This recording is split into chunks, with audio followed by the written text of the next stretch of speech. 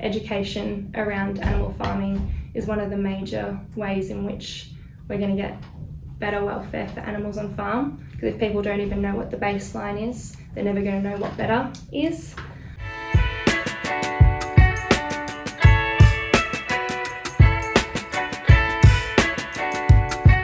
So my name is Erin Stranks. I'm Marketing and Traceability Coordinator at RSPCA Australia, working for the RSPCA Approved Farming Scheme.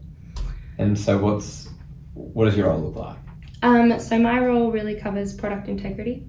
So it kind of has two sides to it. So I look after the traceability program.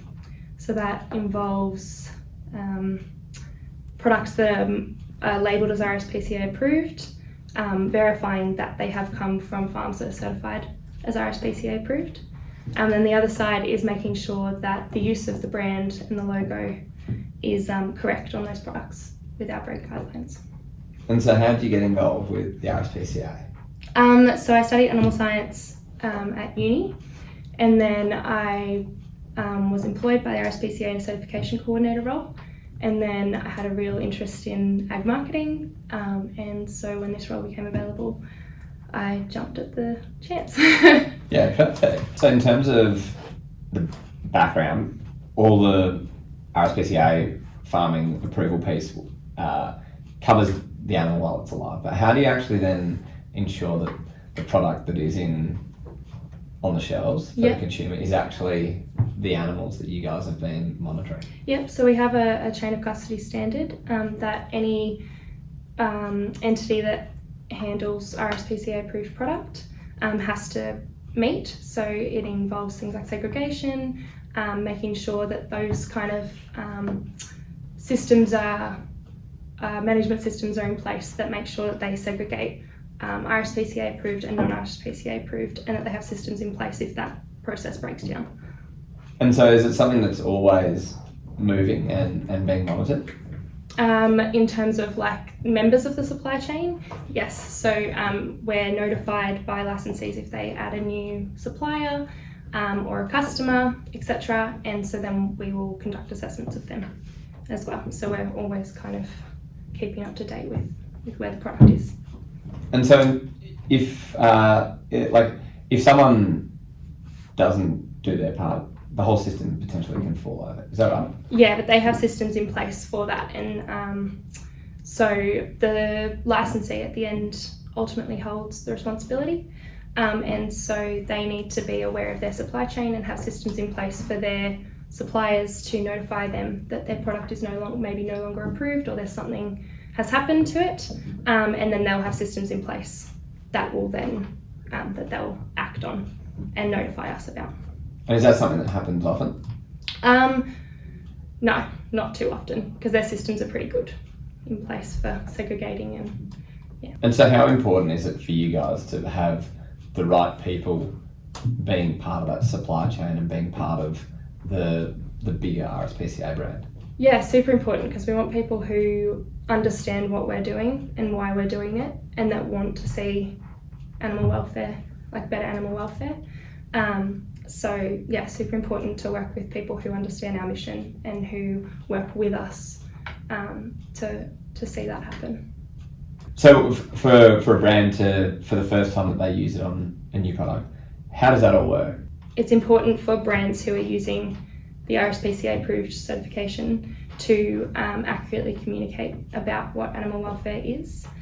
So not using any misleading marketing terms, but also being transparent about the farming, because education around animal farming is one of the major ways in which we're going to get better welfare for animals on farm. Because if people don't even know what the baseline is, they're never going to know what better is. And so it's super important that when we have people using the RSPCA approved certification, that they are communicating what that actually means for consumers, so that consumers who want to know more can, and also can then actually make an impact on animals' lives by choosing RSPCA approved products when they shop. And for you, you've got like your own interest in it. Was it at university you studied a piece around shared values? Yes. What was that all about? So at uni I studied the shared values between livestock producers and vegans. And so essentially that was, I don't think it's overly beneficial personally to focus on the negatives when we're talking between groups that have different views.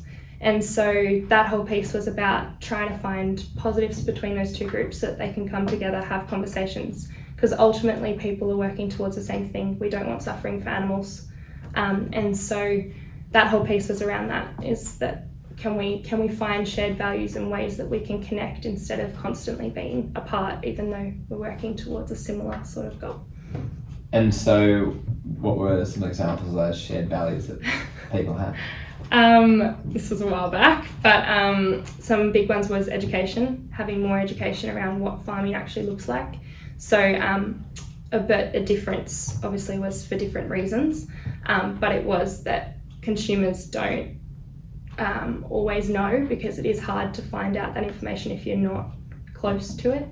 And so it was really educating and being transparent about the practices, because if you're consuming that product, it's fair that you know how it came to be on your plate. And so for you, why are you working in this space? Because I think that as a society we have a responsibility to make good choices, and to be able to make informed choices, and animal welfare is no different. And so I think that it's important to educate people and to be able to use that responsibility in an educated way.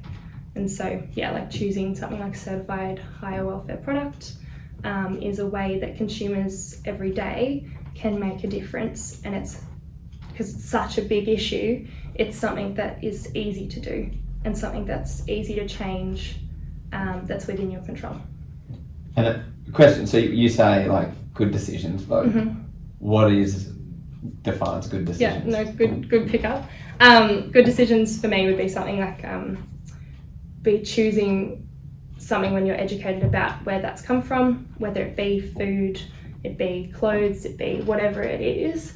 It's that you're aware of how that got to you and making the choices that are right for you and that work within your values. So for me, animal welfare is making sure that they are provided with environments that meet their needs, both behavioural and physiological, and something like the RSPCA Approved Farming Scheme does that. So.